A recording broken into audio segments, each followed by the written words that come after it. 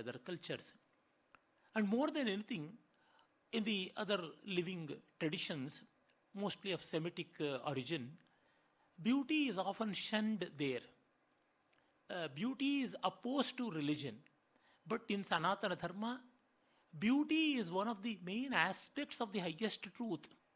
In that sense, there is no difference between Satyam and Sundaram. When John Keats, a renowned poet from English, he spoke, beauty is truth and truth is beauty, that is to be known and that is all to be known. It is so natural a truth, home truth to we people, but it may be a real revelation to the West. I know Greeks had a greater sense for beauty. Even then, they never arrived at a common aesthetics, what we find in Natyashastra. We don't come across such a book like Natyashastra in the whole of Europe and even in the rest of the world. Even today, such a holistic book is lacking in the West.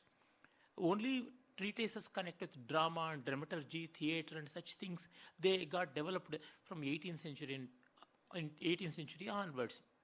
Well, that's how Indian tradition, Sanatana Dharmic tradition, has been very close, devout student of the concept of beauty, creation and appreciation of beauty. But in spite of all this reality, the Western people who first discovered India, and even great scholars who produced a lot of written material on India and Indian culture, they had their own reservations. Just to bring one statement from Professor M. Hiriyanna, he quotes a statement from Max Muller. Professor M. Hiriyanna is a great luminary from Karnataka, who was a torchbearer of Sanatana Dharma and Indian culture, who was an erudite scholar in various systems of philosophy and aesthetics, that is, the science of beauty, science of art. He hailed from Mysore, and he was a professor of Sanskrit and philosophy in Mysore University, and it has been spoken of him that he was a professor, he was a great writer who never wrote a useless word. That was the impeccable expression which he had. And in this slender monograph, Art Experience, which was published almost before 100 years, even today it is very valuable and it remains to be so. A signal illustration of the indefiniteness of this opinion is furnished by Max Muller. He says, the very scholar that was largely responsible for giving currency to the view that ancient Hindus were highly gifted philosophically, etc., etc. And what Max Muller says, the idea of beautiful in nature did not exist in Hindu mind. Can we bear with this? There are many such people. There are many. William Knight, Croce, and many people from the West, they made such comments. Because perhaps ignorance and arrogance, and the other thing is misunderstanding. They always thought, Western people thought, study of beauty and inquiry regarding the concept of beautiful and all, it goes as part of philosophy. In the Western philosophy, starting from Plato and Aristotle and many others, up to Whitehead, Hegel, Kant, many people, even we know whether to call him as a philosopher or not is a great question, Karl Marx. All such people have discussed whether they agree with it or not. They have discussed as part of their philosophy, their dialectics, their polemics. But in India, usually in philosophical treatises, we don't come across any discussion on beauty, on the concept of beauty. And that's why they thought there is no serious discourse, there is no serious interaction regarding beauty. But we have a separate Shastra devoted to it, and that is called as Alankara Shastra, or Sahitya Shastra, or Kala Mimamsa, or Kavya Mimamsa, or Natya Shastra, or whatsoever. Like various systems of philosophy, that is of Patanjali's Yoga Shastra, that is Yoga Darshana, or Kapila's Sankhya, or Gautama's Nyaya, or Kanada's Vaisheshika, or Jaimini's Purvamimamsa, or Badarayana's Vedanta. We have one Rishi who propounded this system of philosophy of beauty, that is Bharata. Bharata Maharshi. And we know from the very opening chapter of Natya Shastra, the deities, the demons, and the human beings, they all go as a delegation to the creator, Chaturmukha Brahma, and they have one request: Kridaniyakam ichhamo drashtum shrotuncha yad bhavet. We need an audio visual entertainment. And what to do? Everything has been already created. Then Brahma, Patyam Jagraha Rigvedat, he extracted lyrics from Rigveda, and then Samabhyo Gita Mevacha, music from Samaveda, Yajurveda, Abhinayam, and movements, histrionics of the body from Yajurveda, Rasa Atharvana Adapi, and the Rasa, emotions, from Atharva Veda. So it became the fifth Veda, Panchamo Veda, and Sarvavarniko Veda. It is a universal Veda which everyone could recite, which everyone could adopt, which everyone could follow, which everyone could imbibe. This is how it went on. And Trailokyasya Sarvasya Natyam Bhavanu Kirtanam. It is an exalted imitation of the three worlds, exalted imitation of the whole world, whole universe. Nat jnanam, natat shilpam, nasa vidya, nasa kala, naso yogo, natat karma, natyasmin yenna drishyate. There is no science, there is no art, there is no craft, there is no system of philosophy, there is no yoga which is not present in Natya Shastra. Natya Shastra is a comprehensive text, not just connected with dance. It is connected with art, architecture, iconography, painting, sculpture, music, instrumental music, dance, theatre, poetry, and various aspects of poetry, and art appreciation, connoisseurs, and competitions in art performance, and so many things. Well, but Natya Shastra is a product of recent years, that's how we think. Even from the conservative estimation of the Western scholars, it is not less than 2000 years old. According to me, it's much, much older.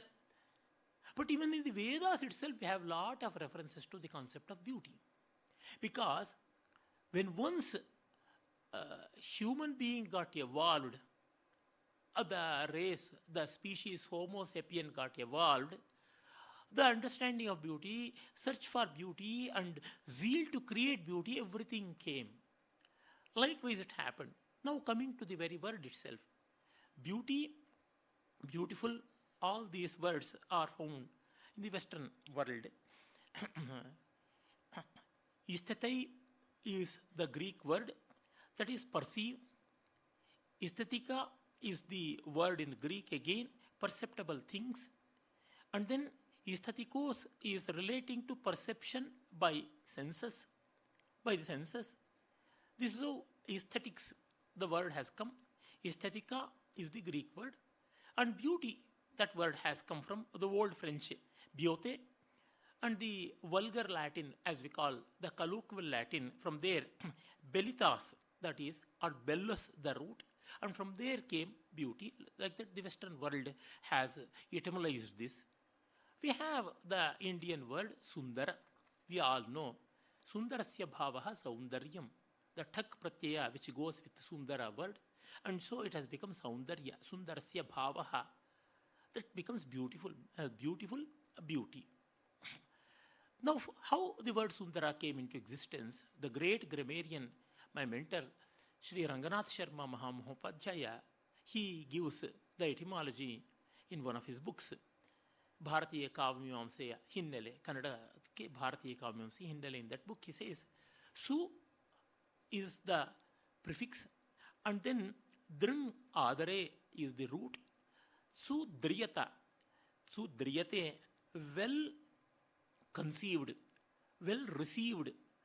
Adare, Dring Adare, means well received, well conceived, well accepted, well considered. That becomes Sundara, something which is received well. And then the other etymology is Su, that is the prefix. Unatti kledayati, undi kledane, Chittam Dravikaroti iti Sundaram. It drenches, well soaked, well drenched. Both are connected with the receiving end, not with the creating end. Even in the case of the Western etymology of beauty and then aesthetics, the same meaning goes, but here it is much more clearer. Getting drenched means being soaked well, being immersed. In Tamil, we have great saints, 12 in number, including one lady, Andal, called as Alvars. What is the meaning of Alvar? One who has immersed in the beauty of devotion. In the ocean of devotion, one who has immersed, he or she is Alvar. Likewise, one who has immersed himself or herself in the ocean of beauty, he becomes a Rasika, and that could make us drench in the showers, in the ocean of beauty is Sundara, Saundarya. And then Adare, receiving well.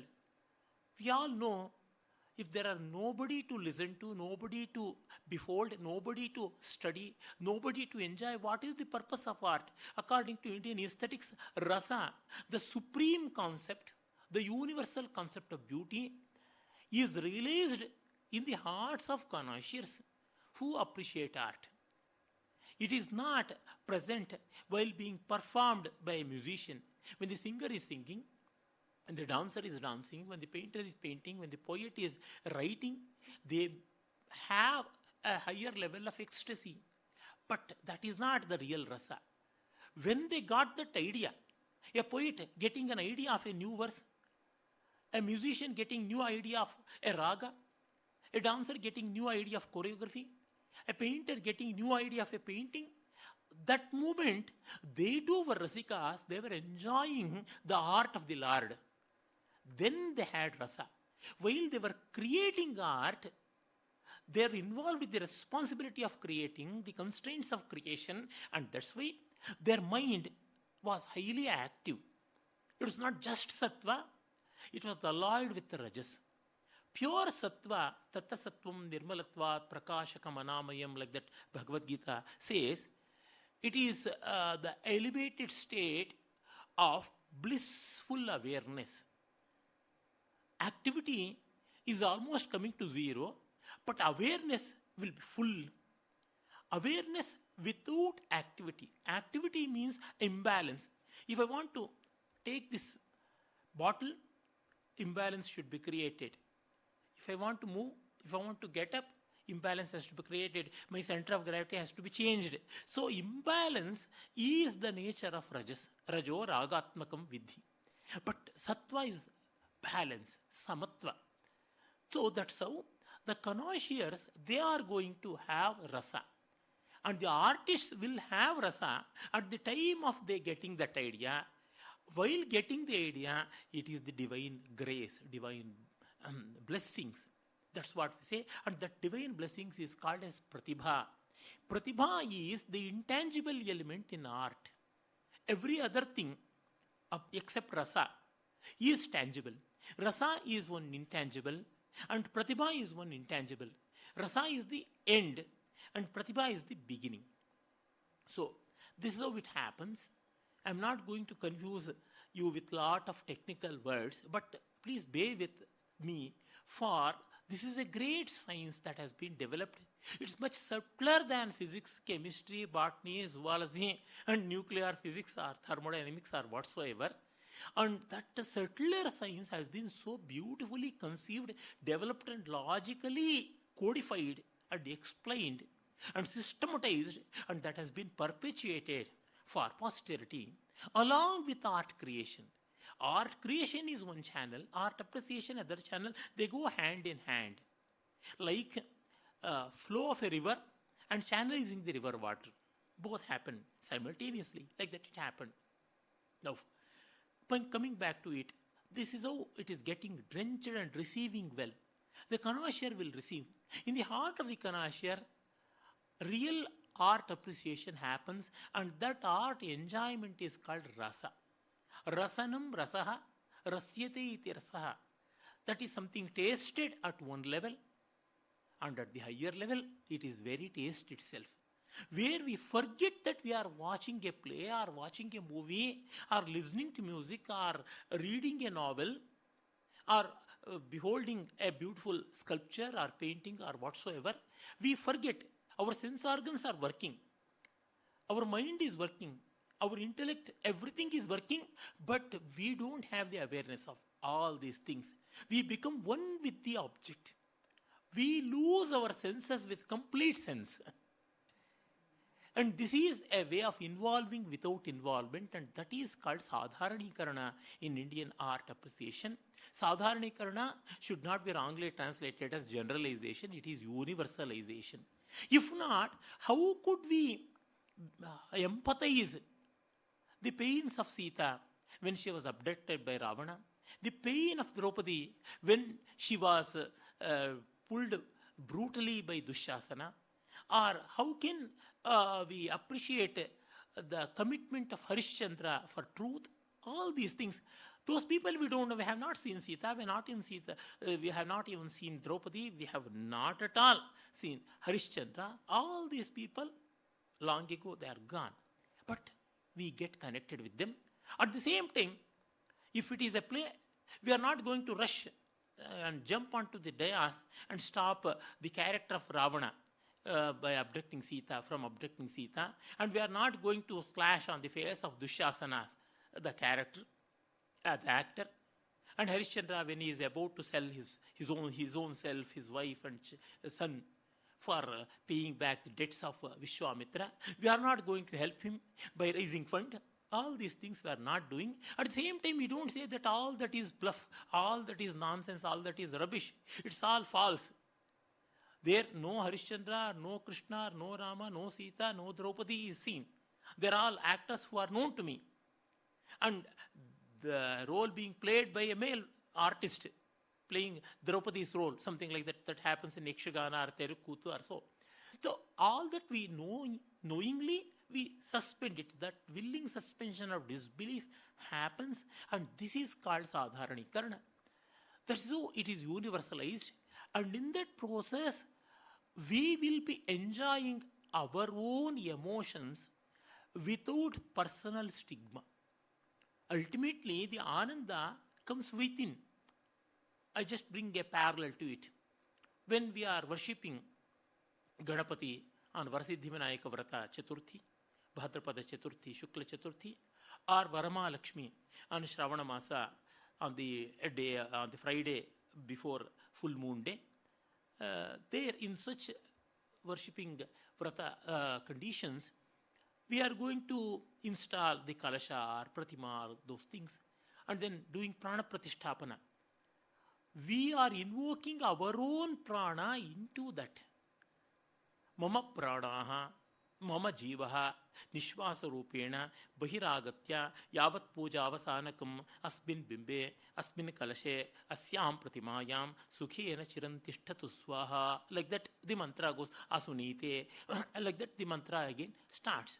It means prana pratisthapana, we are worshipping our own selves. Na devo deva marchayet.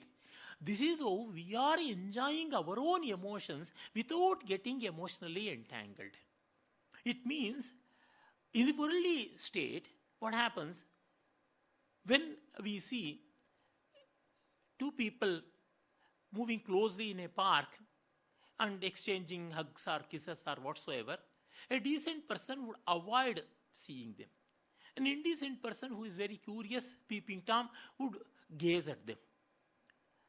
But both these people are not getting the real joy of love.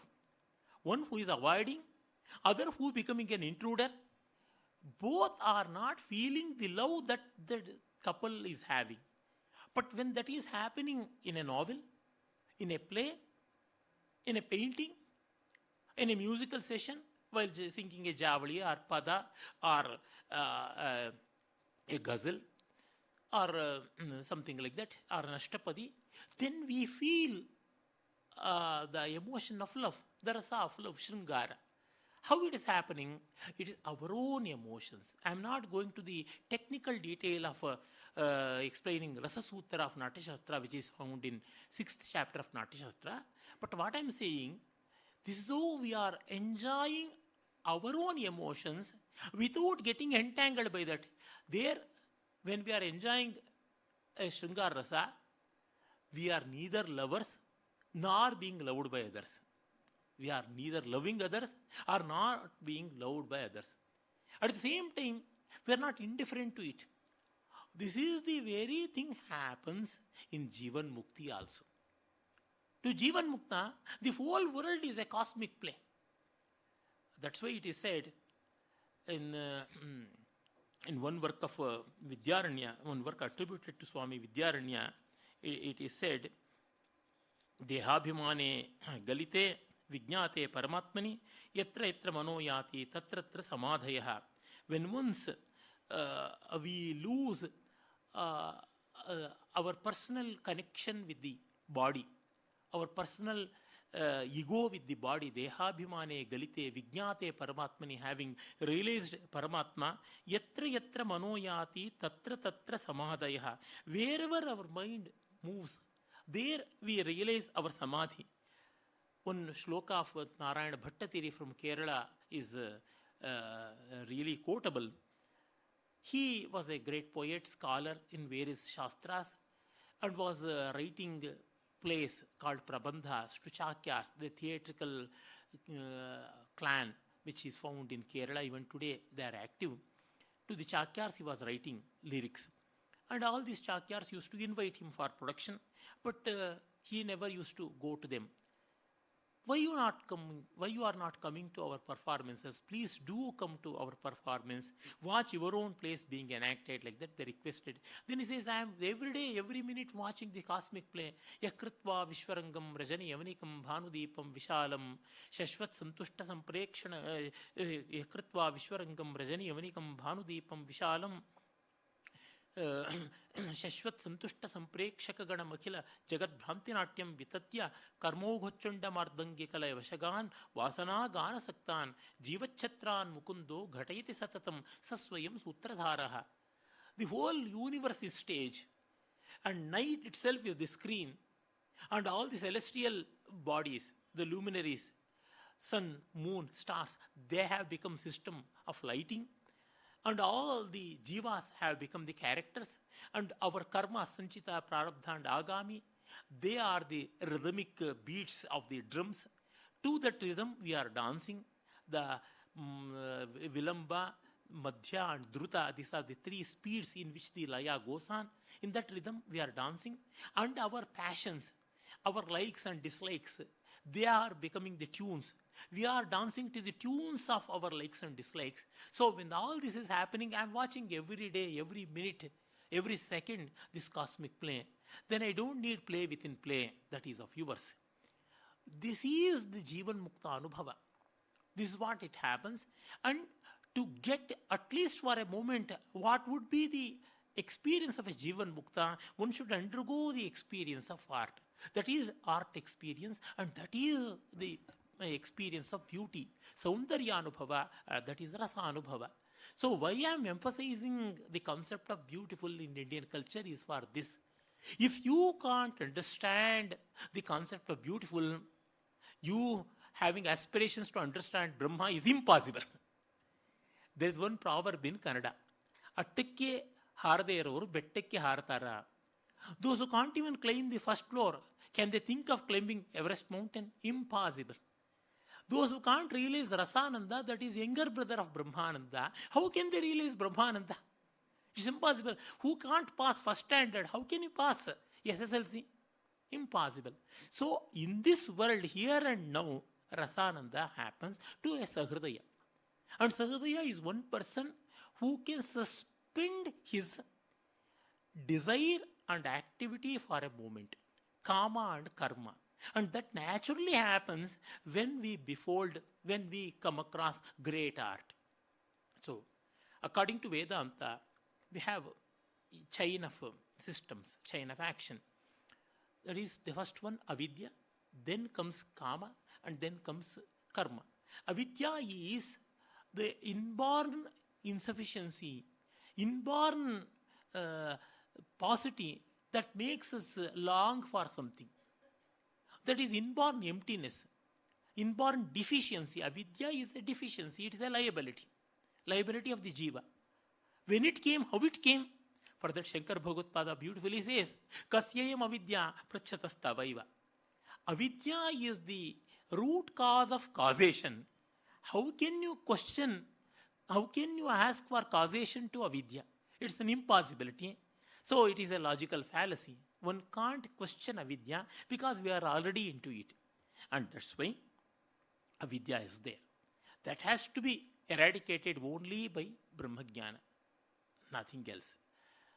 But Rasananda cannot eradicate, that is the concept of beauty, the enjoyment of beauty, that cannot eradicate avidya, but would make us eligible for that. As it becomes a yoga, kala yoga. I will come to it later. And then we have kama. When we have insufficiency, we will always have a need and desire to compensate for that. Desire to compensate, that is kama. And we act in the direction, that will become karma. So avidya generates kama and kama in turn promotes karma. That's so we are entangled by karma, activity, hyperactivity. This is so we are engaged in rajas. Rajas is ending up in dukkha. We all know rajas, the nature of rajas is to end up in dukkha. But sattva is complete sukha. And rasananda is satvodreka, exalted sattva. Sattvodreka, the khandasva prakashananda chinmaya, vedyantara sparshashunya, like that Vishwanatha, a great writer on Indian aesthetics, one of the great luminaries of Indian aesthetics from 14th century, Utkala, that is Orissa, he says, well, I'm not going to all these historical details, just I'm saying. So this is how we need a prior qualification, like we have Bhakti Yoga, Karma Yoga, Dhyana Yoga, and all other yogas which end up in Chitta Shuddhi for Jnana. Kala, art is one such thing, beauty is one such thing, which is a yoga. Anayata pranama asanyataksham abrahmacharya nashanadikhedam chittam maheshe nibhratam vidhatum siddha kavinam kavitaiva yoga. So said Nilakanta Dikshita of Tamil Nadu from 17th century. He was a chief minister to Madurai Nayaks.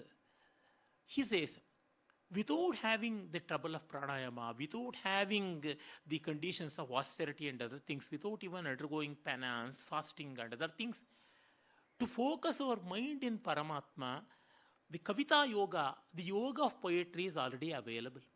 Yajnavalkya Smriti, one among the main smritis of our tradition, on par with Manusmriti. We have three important smritis, though there are 40 smritis and 18 are very much well known. We have Manu, Yajnavalkya, Parashara, like that. Yajnavalkya is one of the most well written, most comprehensive and systematically presented smriti. In Yajnavalkya Smriti, it is being said in Yatidharma Prakarana, Veenavadana Tattvajnah, Shrutijati Visharataha, Talajnascha Prayasena Mokshamarge Dhikachati. He who knows the technique of Veena, he who understands and has an awareness of Jatis. Jatis means the ancient name given to Ragas. Shrutijati Visharataha, knowing the 22 Shrutis. Talajnah, who has understanding of the rhythms, who has sense for rhythm. Aprayasena Mokshamarge Dhikachati. He treads the path of moksha without any trouble. That's how it is being said. And it is also known Gitadi Vishayaswada Samasaukeka Tatmanaha Yoginas Tanvayatvena Mano Rudes Tadatmata. One verse from Vijnana Bhairava. It says that तथा हि मधुरे गीते स्पर्शे वा चंदनादिके माध्यस्थ्य विगमे यासौ हृदये स्पंदमानता आनंदशक्ति सैवोक्ता यतस् हृदयो जनः. Tantraloka of Abhinavagupta, who existed before 1000 years in Kashmir, a very great yogi and a multifarious scholar, a polymath and polyglot, who was Sarvatantra Swatantra Mahamaheshwara. He wrote commentary on Natyashastra also, and a great treatise on Tantra, that is Tantraloka, and there he mentions about that. And then in the Natyashastra itself it is being told, Nathata Gandhamalyena Devas Tushyanti Pujitaha Yatha Natya Prayogagnes Tushyanti Stuti Mangalaihi Yagatir Veda Vidusham Yagatir Yajnayajinaha Yagatir Danashilanam Tangatim Prapnuyan Naraha. The gods are not going to get happiness, not going to not going to get appeased by Gandha, Malya, Dhupa, Deepa and others. Only when a beautiful Natya is presented, the gods also enjoy and they bless us. and that exalted state of Punyaloka, which is available to Vedic scholars and to people who perform yajnas according to the Vedas, and who are generous people who give munificent grants to the needy, and also well-known philanthropists. That exalted position which they'll be getting in heaven, that will all be achieved by people who are engaged in pure art, like that it's being said. So we have so many such statements culled out from our tradition. This will all express how Kala has become yoga, Kala yoga. And in Vishnu Purana and Shiva Purana, we have such references. It is being well told. Kavyalapascha ekechit gita kan yakhilani cha shabdamurti dharasyete vishnoramsha mahatmanah shabdaswarupam akhilam dhatte sharvasya vallabha arthaswarupam akhilam dhatte balendu shekaraha. The first verse is from Vishnu Purana and the second one is from Shiva Purana. Whatever poetry, whatever music, whatever imagery, whatever sculpture and whatever painting is being done, there we have the elements of Mahavishnu. Vishnu has manifested as Amsha there in all the beautiful art forms. And Shiva also. Whatever form and whatever content we see in art has two main things, form and content. Form is expression and content is experience. One is form is called Vakrata Bhivyakti and content is called Rasanubhuti. Rasanubhuti is Shiva, while Vakrata Bhivyakti, that is oblique way of expression, beautiful way of expression, is Shakti. Vagartha viva samprakto Vagartha pratipattaye Jagatah Pitarav Vande Parvati Parameshwarav. Well known verse of Kalidasa, the benedictory verse of Raghuvamsha. There, the inseparability of Shiva and Parvati is being spoken. And there we have all the form of art is Parvati and all the content of art is Shiva. Like that it is being told. Well, coming to Bhagavad Gita, we have the 10th chapter called Vibhuti Yoga. There, Bhagavan clearly gives what is beauty, what is exalted existence in nature, and what is in culture. Some pointers: Sthavaranam Himalaya, Jyotisham Raviramshuman, Nakshatranam Aham Shashi, Merus Shikharinam Aham, Sarasam Asmi Sagraha, Sthavaranam Himalaya, Ashvatta Sarvavrikshanam, Masanam Kusuma, Masanam Margashirshosmi, Rutunam Kusumakaraha, like that. He's saying, among the stable things I am Himalaya, among the mountains I am Meru, among the water bodies I am the ocean, among the celestial objects, the brightest one, sun. Among the things which are available, which are seen, which are visible in nights, I am moon. Among the seasons, I am the spring. And among the months, I am the Hemanta, the Margashirsha Masa, that is the first month of Hemanta, the fall season. Among the trees, I am Ashwatha. Like that, he is saying, all this is beauty in nature. Indian tradition, Sanatana Dharmic tradition, has not ignored beauty in nature. The very Vedic literature is an epitome of that. In the Vedas, starting from the Rig Veda, very first hymn is connected with Agni. Agnimile Purohitam Yajnasya Devamritvi Jamhotaram Ratnadhatamam. There Agni, whether it is Agni or Varuna, the water being represented, Parjanya, the rains, and then Vidyut, the lightning, and the deity behind that is Indra, and sun in 12 forms, whether it is Mitra or Savitra or Vishnu or Bhaga or Aryama or Pusha or so many. And also the water, Apodevya, waters, the causal waters, and various rivers, Nadi, Gange, Chamuneche, Godavari, Saraswati in Puranas. We have Imam Gange, like that, the Nadi Sukta. There we have Shatudri is there, and we have the Vitasta is there, Vipasha is there, and then we have Sindhu. So many rivers are available, Sapta Sindhus in the Vedas. And also often and often reference to Samudra, and Akasha, Vyoma, and also Dyava, Prithvi, and Akasha. In the Atharva Veda, we have one longest hymn, consisting 63 mantras, perhaps the longest in the Vedic literature itself. There are several others also in the Atharva Veda, but this is one of the longest one. In Prithvi Sukta, we have the great Mother Earth being eulogized. Dyava, Prithvi, the dual deities which are being worshipped in the Rig Veda. And then we have the Saraswati river. Like that, we have so many things connected with nature. And the seasons, if you come to the Yajuraranyaka, we have one thing called Aruna Prashna there. In the Aruna Prashna, we have Rutubhir Nudyamanaha. All 6 seasons are beautifully explained. And the dawn, Usha Sukta, one of the most beautiful suktas, bunches of beautiful suktas are seen, attributed to, which are attributed to Ushas, the deity of dawn. Like that, we have so many beautiful aspects of nature, profound aspects, sublime aspects of nature are being recognized and eulogized by the Vedic seers. And also the beauty of culture, which is produced by human beings. Again, going to the Vibhuti Yoga, Vedanam Samavedosmi, Brihat Sama Tatha Samnam, Gayatri Chandasamaham, Indriyanam Manaschasmi, Bhutanam Asmi Chetana, Kavinam Mushana, Kavihi, Aksharanam Akarosmi, Dvantas Samasikasya, Maharshinam represents art, economy, wisdom, talent, polity, medicine, and so many things. And one of the names of Mahalakshmi is Bhargavi, who hails from the Bhrigu dynasty. According to our Puranas, she was daughter of Bhrigu Maharshi. What it indicates, all art forms are attributed to it. Bhrigus, one among the sons of Bhrigus, is Shukracharya, and Shukracharya is called Kavi. Bhagavad Gita says, among the poets, I am Shukracharya. And even in our astrology, we have a beautiful connection. Wherever Shukra is in exalted position, in which horoscope we have Shukra in an exalted position, that person will become an artist, a singer or a dancer or a painter or a poet or whatsoever. Like that, Shukra has been given that. Many other things are connected with Shukra, of course, and also to Bhrigu. The Bhrigus are known for worldly wisdom, known for economy, known for prosperity. Shukraniti, we have that. And Chavana, known for Ayurveda, is from the lineage of Bhrigus, like that. And then Sama is one among the names given to beauty. Sama also means singing. Sama is music.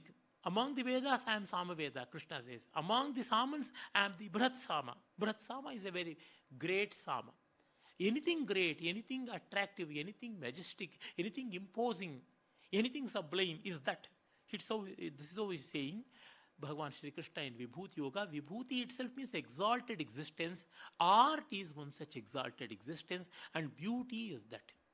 In the worldly experiences, we have imbalance. But in art, naturally, we have so much of balance. And this balance is called Samatva. In Bhagavad Gita, we have 2 statements. Samatvam Yoga Uchyate. While defining yoga, he says, Samatvam Yoga Uchyate. The balance is called yoga. And also he says, Yoga Karmasu Kaushalam. Skill in activity is yoga. This aspect of Kaushala and Samatva are connected with beauty and art. Art should have its own intrinsic symmetry. And that is Samatva. And art creation needs special skill, a special skill of very high nature, very high order, and that is Kaushala.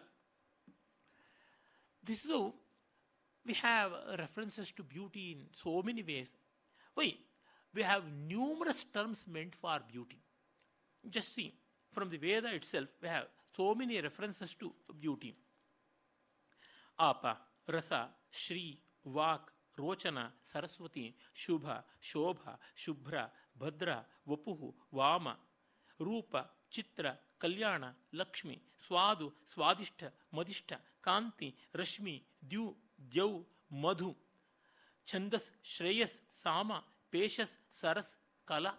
So many names, so many terms are connected with beauty and art. And also Kavi, Rishi. There is no difference between Rishi and Kavi. In the Veda, frequently these words are interchanged. Kavi Krantadarshi, Kavir Manishi, Paribhuhu. Like that, we have so many references. Even in the Ishavasya, we have, even in the Rigveda itself, we have.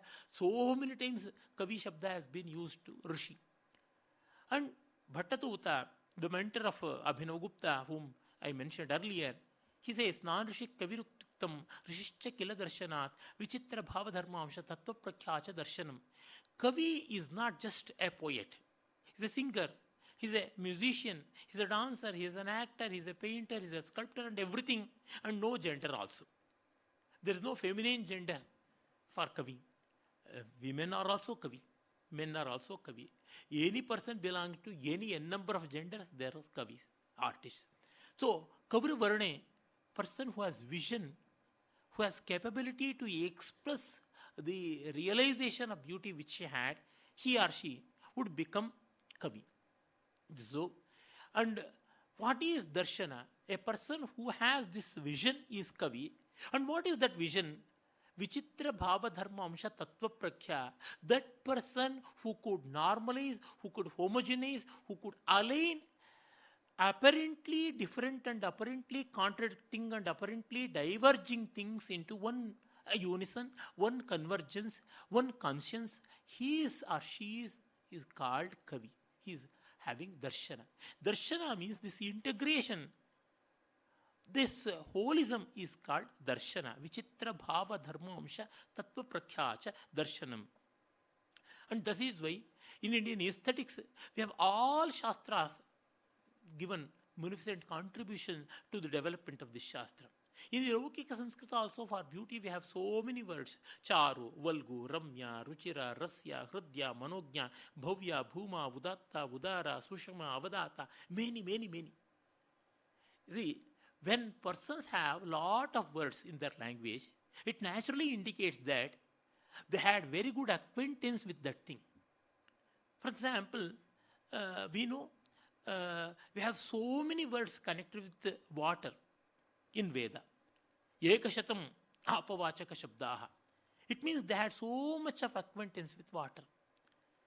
We have plenty of words meant for earth. We have so much acquaintance with earth like that. So as we have many number of words, we will be understanding so much was the interaction and so much was the understanding. And these number of words attributed to beauty, attributed to art, that naturally indicate that our people had great understanding of that, and it became a great science and great system of philosophy and great path for self-realization by equipping us. That is Chitta Shuddhi. Then in the Veda it is very, very clearly said whether it is Shatapada Brahmana, Aitareya Aranyaka, or Taittiriya Brahmana, or Aitareya Aranyaka, and then Chandogya Upanishad, Brihadaranyaka Upanishad, many, many ways we have plenty of such references. If you turn few pages from Ananda Kumar Swami, you will be coming across so many quotations from the Veda which are connected to this vision. All systems of philosophy, whether it is Nyaya or whether it is Yoga or Sankhya or Vedanta or Purvamimamsa, has contributed to the enrichment of Alankara Shastra, that is science of beauty. I am not going to the details, but this much I can say. This particular science of art appreciation and beauty appreciation has been empowered by all systems of wisdom and systems of philosophy in our tradition. Though supposed to be an youngest Shastra in our tradition, it has become a very robust Shastra. And also, we have Shaiva Tantra, Vaishnava Tantra, and Agamas. All these things have contributed to it. For example, the Sattvodreka concept in aesthetics has been a contribution of Sankhya and even Sadharanikarana. And Vyanjana Vyapara, the theory of suggestion, it is from Vyakarana Shastra. And then Rasa Siddhanta, the very concept of Rasa, Swaprakasha, Chinmaya, Vigalita Vedyantara, all these things are connected with Vedanta. Like that, every Shastra has given its contribution. That's so the concept of beauty has become a very serious subject in Indian tradition. And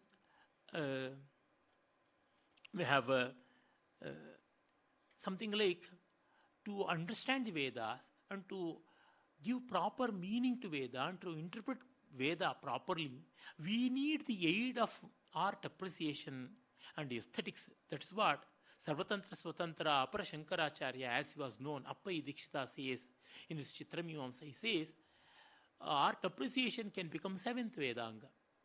And a 10th century scholar, poet, and a polyglot and polymath of central India who settled later in Kanuj or Kanyakubja by name Rajashekhara, he says Sahityam Panchami Vidya, while Kautilya says in Arthashastra only four Vidyas, Trayi, Anvikshiki, Varta, Dandaniti, he says Sahityam Panchami Vidya. And he also says, he gives a beautiful story how Kavya Purusha, the personified poetry, became son of Saraswati, and Saraswati had gone to settle the dispute among the deities regarding the meaning of the Veda. This Kavya Purusha helped her in resolving the problem. That means art can resolve the problems of philosophy also, for it is the miniature of the highest truth. And that's why by knowing the miniature, you can construct the complete building. By experimenting in the lab, you can go to the actual field. By planning on the drawing sheet or on the computer or monitor screen, you can go to the actual field. Like that, art has become a very handy tool in understanding the ultimate reality. And we have references to arts, 64 in number according to Kamasutra of Vatsyayana Muni. In the 64 arts, we have all arts, crafts, utilitarian arts, fine arts, commercial arts, all are included. This is from the Vedic tradition. And from the Jain tradition, we have the Prabandha Chintamani, which deals with 72 Vidyas, 72 art forms. And even from the Buddhist system, we have Lalita Vistara, where we have 84 arts and crafts. Means not just from the Sanatana Dharma, even from the branches, main two branches, Buddhism and Jainism, there also we have these details. Like that, knowing from any perspective, we arrive at the same truth. And the nature of art is indirect way of expression, and that will be very, very enjoyable. And that is called Dhvani. Dhvani is the failure that succeeds. A very beautiful epigrammatic statement being given by Professor M. Hiriyanna. And Ananda Kumar Swami connects this to the Vedic literature itself. In the Aitareya Upanishad, we have one statement, Paroksha Priyaivahi Devaha. In the other Vedic literature, we have Pratyaksha Dvishaha. Even the deities, they appreciate indirect expression. Indirect expression is very much enjoyable than the direct one. Rasa can only be evoked, can only be realized through such indirect expression. One example I shall give from Ramayana. Vali was killed by Rama and Sugriva was coronated, and Rama and Lakshmana waited for Sugriva to summon his army, gather his army and wage war against Ravana. But they waited for the completion of rainy season, because in the rains it is difficult to move from one place to the other. And that's why they waited for the end of rainy season. By the advent of autumn, that is Sharatkala Agama, they thought Sugriva will respond. But nothing happened. Then Rama, with anger, sends message through Lakshmana to Sugriva. There Valmiki Muni says, Nacha sankuchitah pantha yena vali gato gataha samaye tishta Sugriva ma vali pathaman bagaha. O Sugriva, don't ever think that the way by which Vali went is closed. It is still wide open. Don't ever make any attempt to tread the path of your elder brother. Be committed to our agreement. Samaya means time. It also means a pact or agreement. Be committed to our earlier pact, what we had. So he's saying, I will kill you, without saying that. Haro naropitah kanthe maya vishlesha bhiruna idani mavayor madhye saritsagar parvataha. A verse from Hanuman Nataka, again dealing with the Ramayana story. There Rama is lamenting because of the separation from Sita, as Sita has been abducted, kidnapped by Ravana. I had even fears that it will be a big hurdle between us. I never used to wear even a garland when hugging Sita. Alas, but no. Between us, we have ocean, mountains, and forests. What a contrast. This contrast is called Vishama Alankara, an imagery. How was that? How is now? This contrast has made understand and appreciate the love for Sita, Rama's love for Sita. This is how art is the unexpressed, that is reading between lines. What is music? The melody between two notes. What is dance? The movement between two postures. Sculpture's postures are not dance. The movement between those postures is dance. This is how we have so much of beauty that which is being released without being expressed. That is the implied one, and that is called Vyanjana Marga. This has been given for the first time to the world by Indians. Before 1100 years, by Anandavardhana, a great scholar and visionary from Kashmir, he gave the theory of suggestion. And Abhinav Gupta later, he elaborated it, and he applied that to the concept of rasa in Natya Shastra commentary, that is Abhinav Bharati. So Dhvanyaloka of Anandavardhana and Abhinav Bharati of Abhinav Gupta, they became two eyes of Indian aesthetics. Why I am saying these things, Indian concept of beauty and Indian concept of realizing beauty, it's a great legacy. It's a great heritage. We have created so much of beauty in our temples, which has stood the test of time since thousands of years. In our ragas, one raga like Mohana, that is Bhoop of Hindustani, or Mohanam of Carnatic music, or one Malkauns of Hindustani or Hindola of Carnatic music. These are all thousands of years old. Starting from the time of Bharata, even from the times of Mahabharata, we have these ragas. Why? If you sing Samaveda, you can generate 6 main Melakartas. According to South Indian music, we have the Harikambhoji Mela, Karapriya Mela, Dhir Shankarabharana Mela, Hanumatodi Mela, Natabhairavi or Narabhairavi Mela, and Mechakalyani Mela. All these 6 melas can be generated by singing Sama, by leading to Grahabeda, that is Shadjagrahabeda as we call. It is well known to musicians. Even in the Natya Shastra, we get Grahabeda. This is the, and even from the pentatonic ragas like Mohana, Hindola, Shuddha Sannyasi, Shuddha Saveri, and Madhyamavati, we get all these 5 ragas. They are interchangeable. This set is very, very ancient. Even in the Tamil ancient music of Pand, which is being used to sing Tevarams, we have the same thing. And even the Western music also, it has taken from this. And there also we have these things. And even from the Middle East, everywhere we see such things. But Indian music is complete, holistic. The technique of Mela, which has been developed by sage Vidyaranya of 13th, 14th century. From then till Venkatamaki and Govindacharya, we have the Melakarta system. Why I am saying this type of complete music system, which is very ancient, and any music of world can be accommodated here. Likewise, the 108 Karanas of Natya Shastra, the 4th chapter of Natya Shastra, Dr. Padma Subramanian has reconstructed all those movements.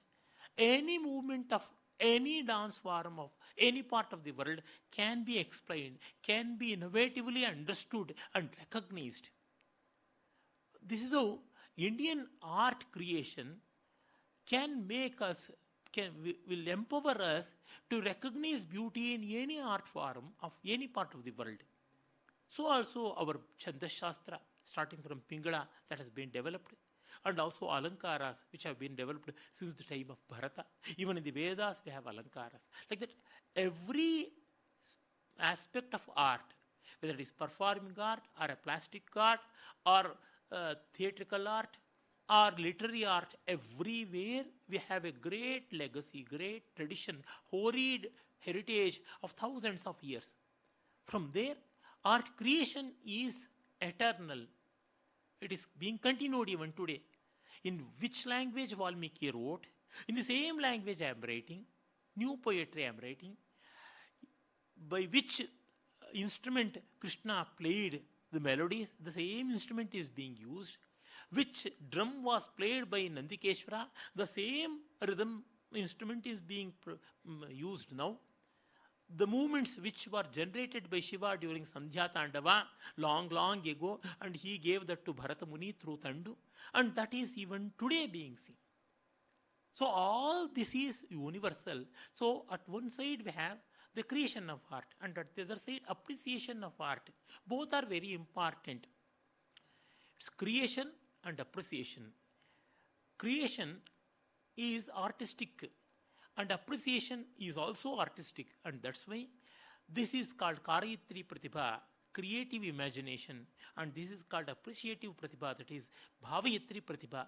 Both like Ganga and Yamuna, they do go together, and Guptagamini, as Guptagamini, we have Saraswati.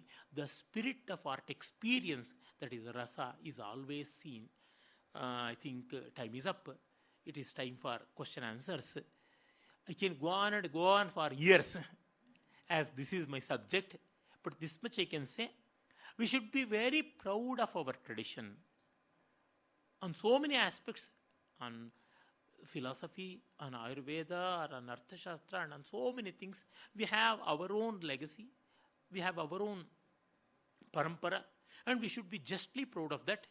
And we should all the more be proud of art and art appreciation and beauty realization. And without this, our understanding will become incomplete. Our understanding of Indian culture will become highly incomplete, drastically incomplete, and above all, we lose track of our maturity. Our measure of maturity can be measured in terms of our enjoyment. And that's why in Taittiriya Upanishad we have Anandavalli, the second chapter, where the Ananda Anubhava, step by step it is increased from Manushananda to Brahmananda. And this is just one step below Brahmananda, that is Brahmasvada Sahodara. Unless we have this as a sadhanopaya, Kala Yoga cannot be realized. And without Kala Yoga, a very easy yoga, as we know from Srividyopasana, Yatrasti bhogo nachatatra yogaha, yatrasti yogo nachatatra bhogaha, Sri Sundari sevana tatparanam, yogascha bhogascha karastha eva. Where we have enjoyment, there we don't have education. Where we have education, there we don't see enjoyment. While praying and contemplating Bhagavati, Saraswati or Lalita Tripurasundari, we have education and entertainment both happening together at the same time. Likewise, it happens in Rasa Anubhava, Rasa Anubhuti, and that's why we should know more about it. And this should become the universal way of understanding India, as this is Sarvavarnika Veda. Thank you. Namaskar. And I welcome your questions also. Any questions from the audience? I would, Pradeep ji here. And you can ask your questions in Kannada, English, any language. Mahodaya, you said art appreciation and art creation. If I am correct, art appreciation is wider than art creation, if I am right. Art appreciation is? Wider, bigger. Not essentially. Okay. Because you mean one connoisseur can appreciate music, dance, so many other arts, while art creation, artist will be focused on one form of art, whether it is music or dance or painting or literature, whatsoever. So art creation becomes narrow, that's how we are saying. So the part B question is, the art creator, the creation, the one who makes the creation, is also a appreciator. Yes, certainly, that's what I told. Yes. Before creating art, one should appreciate art. One should appreciate the art of the Lord. Devasya pashyaka vyamna mamara rajiryati. This is what Atharva Veda says. Look at the poetry of Bhagavan, Paramatma, the whole universe. And that is the poetry created by him. First you read and enjoy it. And part C and last one, is there any ratio? If there is a ratio, is it a cosmic design? Creation and appreciation. Ratio of appreciation? Ratio and creation. Is there any ratio? If it is there, is it cosmic design? We don't come across such mathematical analysis. For we have gradations. We have degrees of art creation and degrees of art appreciation. We have Uttamottama, Uttama, Madhyama, Adhama, like that art forms. So also connoisseurs also Uttamottama, Madhyama, Adhama and all these gradations are there. In those gradations you can find the ratio. But we don't make it explicit. But this much is true. Art appreciation can happen only with appreciating nature, human nature. First we should look at the world around us and then come to it.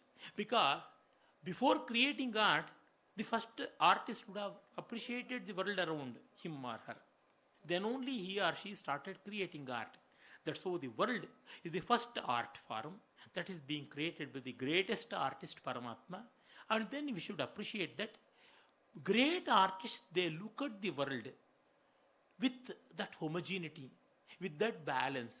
And there itself they see poetry, there itself they see painting, there itself they see art.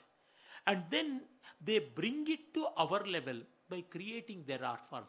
Because it is very difficult for us to look at the whole world like play or theatre. We have our own propositions and disposition, likes and dislikes. But while observing or enjoying art, we will not be having. So, that's what I meant. Art is something like play within play. The whole universe is a play. Within that art is a small play. Like Garbhanka, as we call in Sanskrit, Natyashastra Paribhasha, terminology of Natyashastra. Garbhanka means a small act within a big play. In Shakespeare's Hamlet also we have Mousetrap, a small one-act scene appearing in an act. Starting from Sriharsha's Priyadarshika in India, that is 7th century king's play, Priyadarshika. We have many poets who have written that. Shakespeare is a poet of a playwright of 16th century. But 1100 years before him, we first see play within play in India. Whether it is Sriharsha or Kshemeshwara or Bhavabhuti or Rajshekara, many people have written play within play. I am saying ultimately, those who are unable to appreciate the whole universe as a play, as a poem, they can do so happily, comfortably with the frame of the human art which is being created by us. Then they will become graduated to enjoy the cosmic play when once they make it a yoga. That is Kala Yoga. Thank you. Anybody else? Appreciating beauty in the context of, or rather, I can put it this way, kindly explain to us a few shlokas of Saundarya Lahari, especially in the context of appreciating art. Fine, beautiful. Very nice question. Making things very focused and particular. I have Bharted all the 100 verses of Saundarya Lahari. Let me recapitulate one. Lalatam lavanyadvyati vimalamaabhati tavayat dvitiyam tanmanye makutaghatitam chandrashakalam viparyasanyasa sambhuya cha mitah sudha lepasyuti parnamati rakahimakaraha. This is the verse meant to describe the forehead of Devi. Lalatam lavanyadvyati vimalamaabhati tavayat. This forehead looks like a crescent of moon, a digit of moon, half moon, crescent moon. Lalatam lavanyadvyuti. The light is nothing but beauty. Lavanyadvyuti lalatam. Lalatam lavanyadvyuti vimalam abhati. Moon has a dark spot, but this has no such thing. So it is better than moon. That is the suggestion. Lalatam lavanyadvyuti vimalam abhati tavayat dvitiyam tanmanye makuta ghatitam chandrashakalam. You have already one crescent moon in the kirita, in the crown of yours. That is why we know she is also Chandrakala Devi. There half moon is present already, and here one more half moon. Dvitiyam tanmanye makuta ghatitam chandrashakalam. That is first, and this is second. Second only by number, not by quality. It is better than that. Viparyasanyasa dubhaimapi sambhuya cha mitaha. If this half moon and that half moon, this is already inverted. You make it straight, upright, and then bring it together. Then it will become a complete moon विपर्यासन्यासादुभयमपि सम्भूय च मितः सुधालेपस्योति परिणमति राकाहिमकरः. Then it will become a full moon. So your forehead is already half moon and already the true half moon is present. You combine together, it will be a full moon. And the other suggestion is your face is much better than that full moon. Here, this peculiar imaginative power that is Kalpana, Pratibhana of Adi Shankara Bhagavad-pada, it is so beautiful, so marvelous. How many people can think forehead, of course, it resembles half moon. But how that moon already existing there and then making it upright and bringing it together and joining it and making a full moon, and all this thing is possible only by Kavi Vyapar. One more verse just to bring in how the same idea can be worked out in different ways. Udarka siddhi michadbhis sadbhir nakhalu drishyate chaturthi chandra lekheva parastri bhala pattikaha. Again, forehead is imagined to be a crescent moon, but here it is not Ashtami Chandra, it is Chaturthi Chandra. Means 4 digits, that's all available. We all know from Varasiddhi Vinayaka Vrata, those who see crescent moon before worshipping Vigneshwara, Varasiddhi Vinayaka, on that day of Varasiddhi Vinayaka Vrata, they will undergo social displeasure in the name of bad name, in the form of bad name. Means their name will get tarnished, apavada. Some false allegation will occur. This is what the belief is.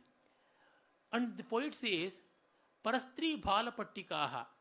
The person who is never going to gaze at the face of other woman, the Chaturthi Chandralekha, the forehead, he will never have the problem of getting incurred with the Lokapavada. He would never be abused like that as an womanizer.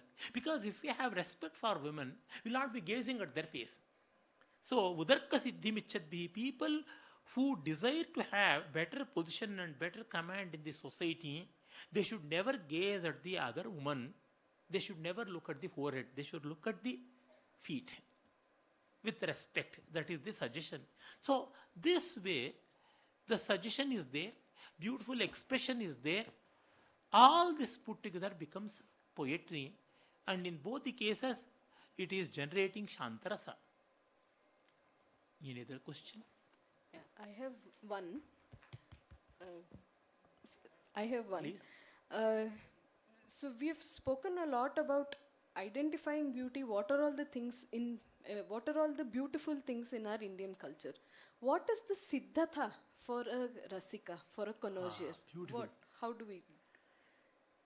येषां निरन्तर रसानुशीलनाभ्यासवशात् विशदीभूते मनोमुकुरे तन्मयीभवनयोग्यता ते स्वहृदयसंवादभाजिस्सहृदयाः. So says Abhinav Gupta in his Lochana. One should constantly get attuned to art. No art form will reveal by itself very easily, especially the classical art forms, because they are time tested. We have to have some acclimatization. We have to develop taste for that. See, a popular music, film music or such thing, folk music, immediately we can catch up because the rhythm pattern is very simple. The tunes are very, very simple. For example, tu cheej padi hai mast mast, tu cheej padi hai mast mast. It is easy. It is something like dosa tiruppu pota pole. That's what the Tamil people say, like turning the dosa on the pan. So easy is that. Tu cheej badi hai mast mast, tu cheej badi hai mast mast. Like that it goes. It is in Bhimpalasi, it is in Abheri.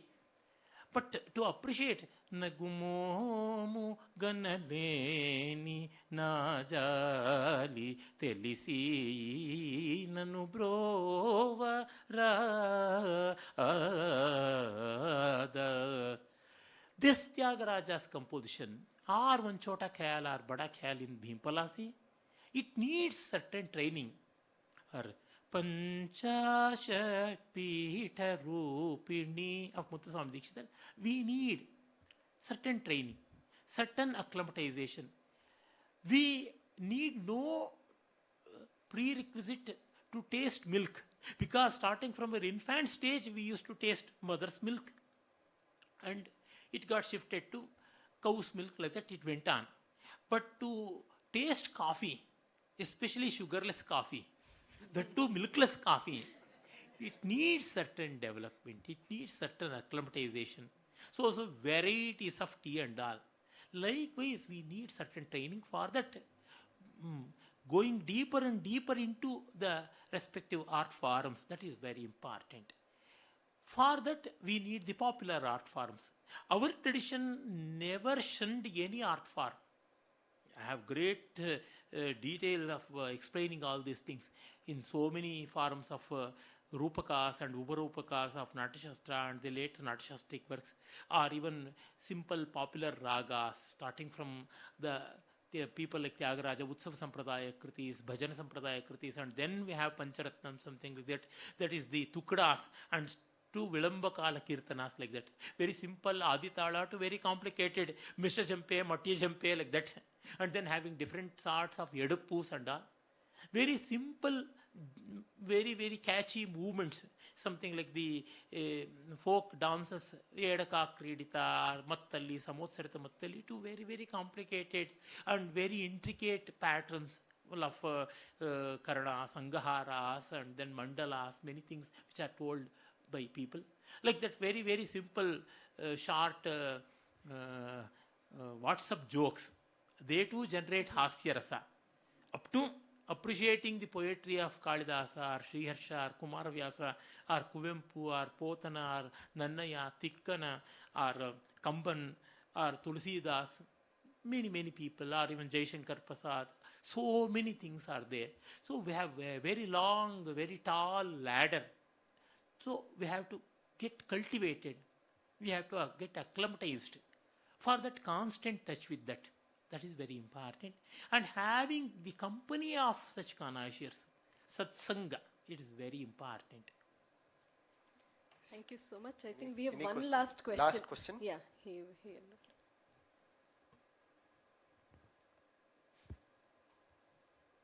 I remember Bharatari at this stage, Fine. who said, Sahitya Sangeeta Kalavineha Sakshat Pashuhu. So a man should have one of these, develop one of these art forms in order to enjoy Yes. life. That apart, Bhartrari says, Sahitya Sangeeta Kalavihina Sakshat Pashuhu Puchha Vishanahinaha Tridanna Khadannapi Jivamanastad Bhagadeyam Paramam Pashunam. Those who don't develop taste for fine arts, literary arts, performing arts and all, they are equated to cattle without having horns and tails. In spite of living without grazing, in spite of living without grass, is the only fortune, the only good thing they are doing, and that's the fortune of the cattle. That's how he sarcastically remarks. In Gaha Satyasi, when Gaha goes, the import is, those who don't have taste for fine arts, what is punishment to them? That itself is the punishment. No taste for art means, to that extent, they are already punished and condemned. that apart, where does Bharatari's Shingar Shataka fit in here? Beautiful question. Shringar Shataka of Bhartrahari is not a great work of art. According to me, Bhartrahari's Vairagya Shataka is the real great work of art. Bhartrahari's name stands supreme because of Vairagya Shataka, and of course later the second position goes to Niti Shataka. In Shringar Shataka, the love that he depicts has become fleshy, very raw and crass and direct, no suggestion involved. But if you take Amaruka Shataka of poet Amaru, it is a great work of love. It is a great work of art. There no verse is physical, because Shringara or any rasa is ultimately Chitta Vritti Vilasa. It should be connected with mind and not with the body. Body is only a trigger, and ultimately you should end up in that. The physicality should only be springboard to jump into the pool of enjoyment, that is Chitta Vritti, the mind and its attitude. Yoga Shastra is Chitta Vritti Nirodha. while Natya Shastra or Kala Shastra is Chitta Vritti Vilasa. Whether you insulate mind or observe mind, both will reveal you from the will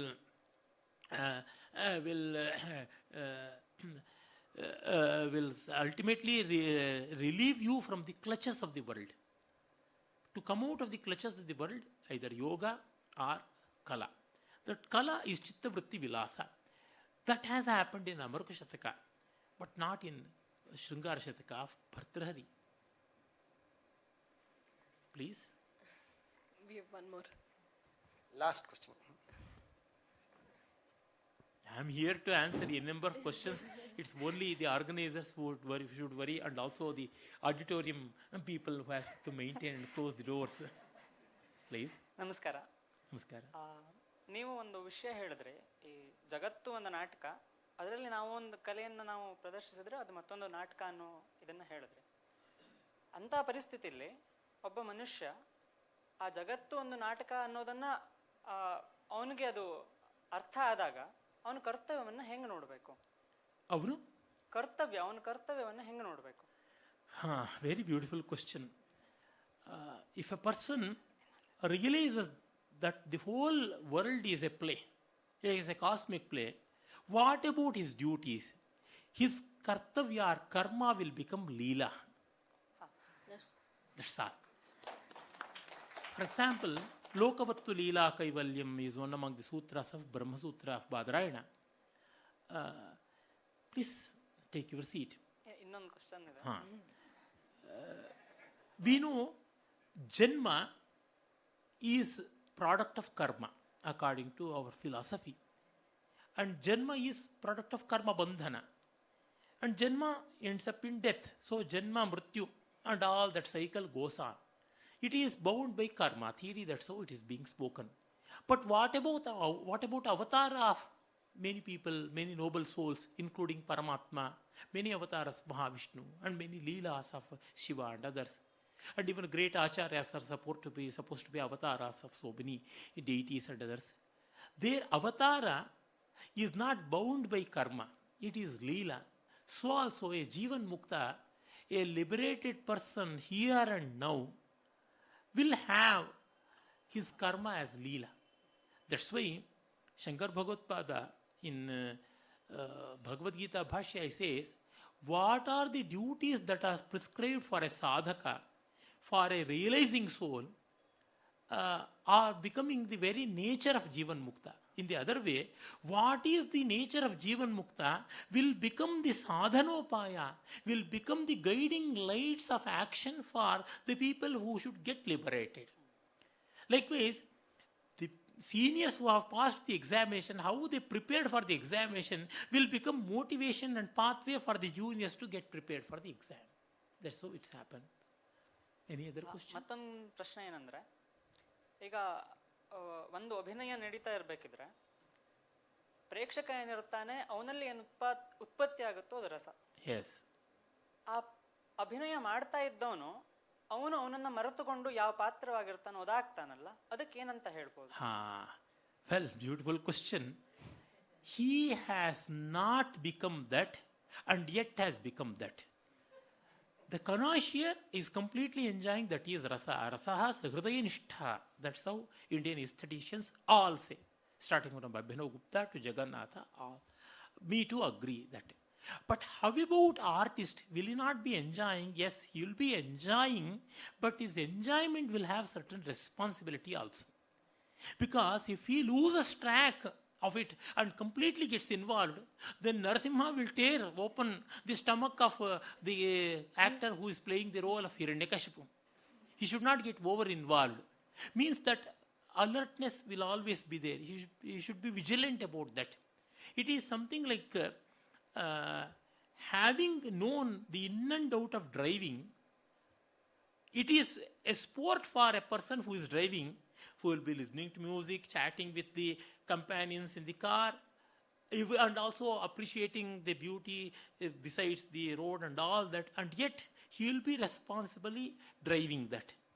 Supposed to. Like that he will be doing it.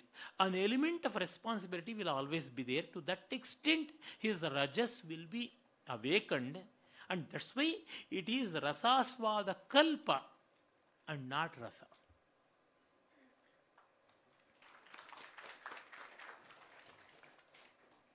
I think we are running one last question here. Yeah, I think you can, sir, you can ask just like that. Yeah. Yeah, 1 second, sir, 1 second. Thank you so much. Thank you. I'm your fan. The first time face to face. My one question is Tanmaya. We are deeply involved when you listen into music or art or anything. Now in Bangalore, we have a lot of software industry and many people. They also Tanmaya, with that they go deep into that, they do coding, architecture and all that, technology point of view. So is there a rasa in that also? Is the question. And how to enjoy that rasa? The people who are subjected to it, who are suffering, that should say. I have not come across any software engineer saying that I'm extremely enjoying my work. They all say I'm extremely enjoying my salary. That's why you have reminded me one concept. So many things I have written, I have not even covered one sheet of my notes. One sheet of my notes which I have brought. 8 papers, 8 sheets of notes I made this afternoon for this talk. For 3 days I was reading different books because it should be a responsible act of mine. Product orientation and process orientation are 2 things. Phala, that is product, and prakriya is process. Art enjoyment is prakriya. Rasaswada is of present tense and is an experience. It is not product. At the end of music concert, you are going to enjoy. After Madhyamavati Raga being sung or Sindhubhairavi's Raga being sent, Pavamana Sutudu Pattu Padara Vindamaluku, Ninama Rupamaluku, Nitya Mangalam, after that nobody will be enjoying. Starting from Vatapi Ganapatim Bhaje up to Ninama Rupamaluku, what are the music items which are being sung or being played, all that 2-3 hours or whatsoever, that will be enjoyed. Starting from the titles of the film up to Shubham, that span is that we are going to enjoy, starting from the first page to the last page, not after closing the book. Closing the book is only relishment through memory. It is recapitulating from memory the high points of that. It is not rasa. It is rasakalpa. Having the relishment of enjoyment is there, but it is not that deep enjoyment. It's not that deep involvement. But having completed 1 month of work, then you are going to get the salary. This is phala oriented. This process itself is becoming product that is in art experience. And that's why in the Bhagavad Gita, Bhagavan says, Kripanah phala hetavaha. Mean are the people who are product oriented. Not I am talking about product oriented and then the program oriented software industry. Some people are product developers and some are writing the programs. I am not about that. What I am having here is, it is not an end product. Art appreciation is not an end product. It is the journey. And the journey itself is very absorbing. The whole reward is the process itself. You see, when you are playing, it's not at the end of play you get relieved of everything. You get that high point. It's the whole play. It is the whole sport. It's the whole game.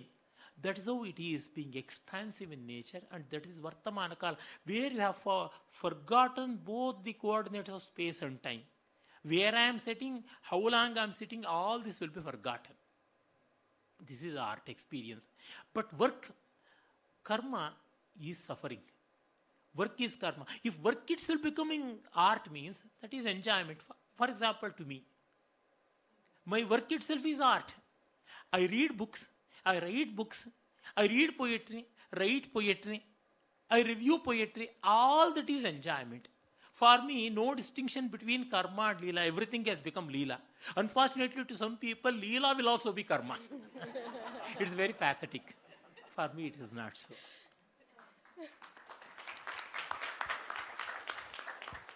Our main objective is try to reduce karma and increase the proportion of leela. For that, art will become a great aid. Classical art, that is Sattvika Kala, not Tamasika and Rajasika Kala. In the name of art, so many pseudo things are coming. So many humbugs are happening. So many dupes are happening. It is not that art. What I am saying is the great art, whether it is of West or East. But we are belonging to our tradition and our roots, and we can enjoy better our arts. If not, Valmiki or Vyasa or Kalidasa, these people would not have stood the test of time. That's so you have to be. For example, one Mohana Raga, one Kalyani is standing even today fresh and young. Just this evening, if one lotus has blossomed, that's how the freshness of Raga Kalyani or Yaman or one Pantuvarali or Shubhapantuvarali, that is the Sohani or Todi of Hindustani, that freshness is there.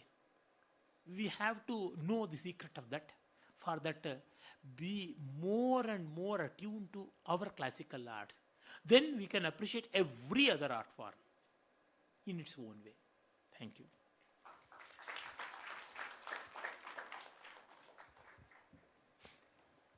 All good things must come to an end, but I hope Disha Bharat will organize much more talks like this, because we all came to know that it's only one page and picture to abhi baki hai. Thank you very much, Shathavadhani, Dr. R. Ganesh, for this beautiful letting us into this concept of beautiful in Indian culture.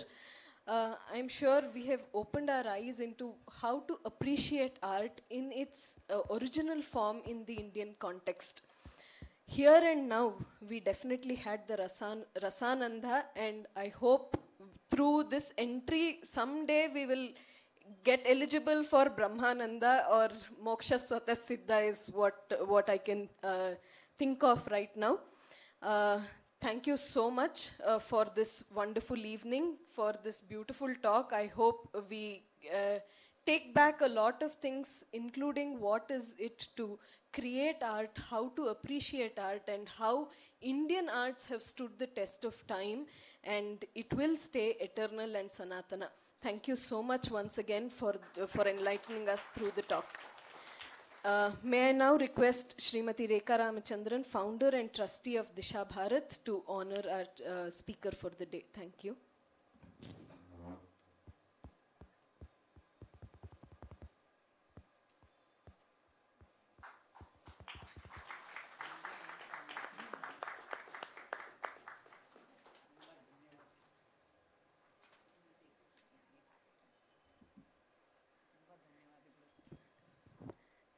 Thanks also to Indian Institute of World Culture for providing us this wonderful auditorium. We all had a very good experience here. Thank you so much.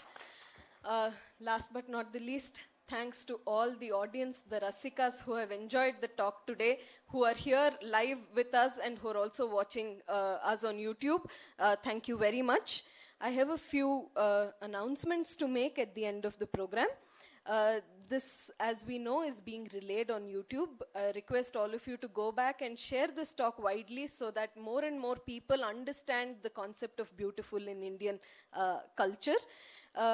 Books about that is being published by Disha Bharat is also there at the entrance. If anybody wants, kindly pick up your copies there. And if we want to volunteer for Disha Bharat, we can reach out to either Pradeep ji or Sneha ma'am there, who will help us in registering for volunteering with Disha Bharat. They're also there, will be there at the help desk in the entrance of the auditorium. Thank you so much. Thank you one and all. Namaste.